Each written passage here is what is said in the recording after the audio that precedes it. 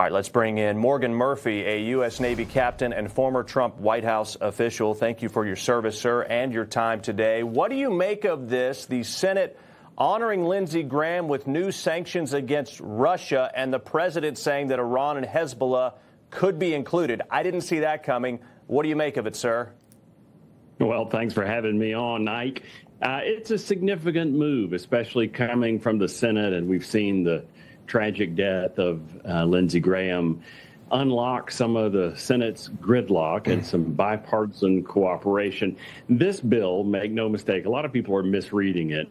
It doesn't tie the president's hands. What it does is give him a loaded gun and he gets to decide whether he pulls the trigger or not, but it's targeting the top 5 oil purchasers from Russia. China and India are at the top of that list because they buy 82% of Russia's seagoing oil.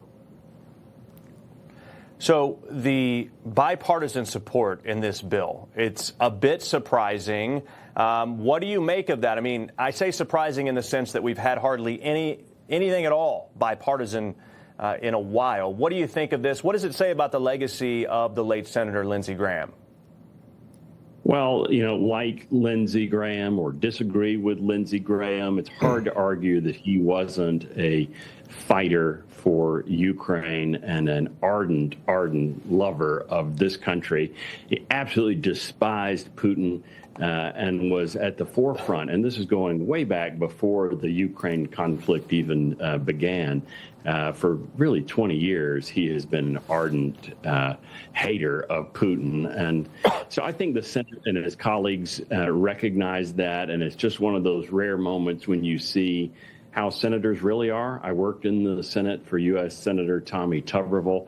And behind closed doors, when the lights of the media are turned off, senators, they don't often act like it, but they're human beings, and there are real friendships there with him. And I think that's what we're seeing here today.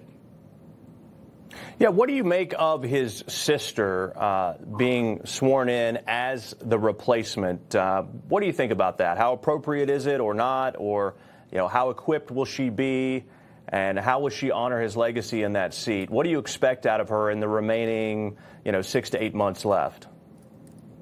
Well, it's significant. I think if the governor had put in a viable candidate for that role, it would have looked as if he was trying to handpick Lindsey Graham's successor. So putting his sister in the role kind of prevents that from happening and lets the political process play out naturally.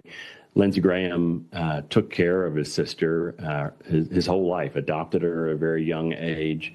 And this is her chance, I think, to take care of his legacy. I expect that her policies will closely mirror his. And this is such a critical time for Republicans in the Senate. We've got to get the Save America Act over the line. And there are surprisingly few conservative Republicans in the U.S. Senate.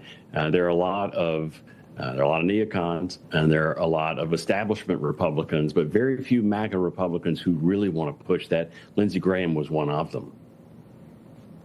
Yeah, it's really remarkable how, like many other advocates for the president and people that are aligned with him now, in the very beginning, Lindsey Graham wasn't so hot on the president, but they became very, very close. And obviously, Senator Graham had a lot of influence with President Trump. So it's amazing how things can change. Thank you for your insight, sir.